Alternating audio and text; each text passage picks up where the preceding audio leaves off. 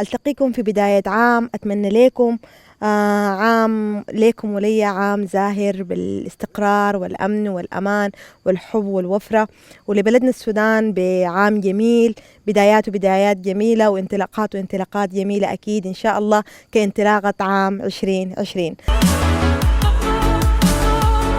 مشيت الشرق ما لقيت هداي،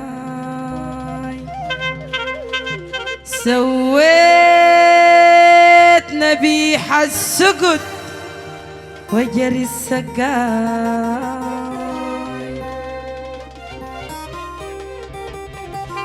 لمن يجز علي مقرقد النداي عليكم الله أبكي ولا تبكوا معاي.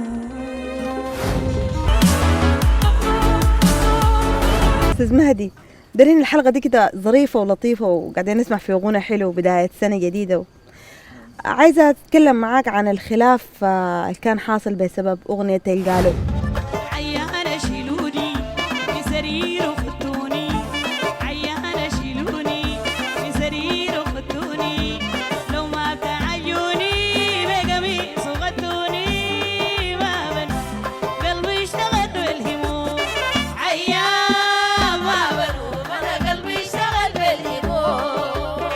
شفت أنا دايما حلقاتي دي بحبها تكون كده، يعني ما بحبها تكون تمشي كده سموزنج لازم أب أند داون. خفت انا ذاتي يا قلبي وحق تشكيلي اهو في النهايه فقدتهم لا راعوا لك لا حسوا بيك. انا متاكد انه الاغنيه دي لما نسمعها يزول بتكون لامست قصص مجموعه من الناس. البديع يا اخي عيوني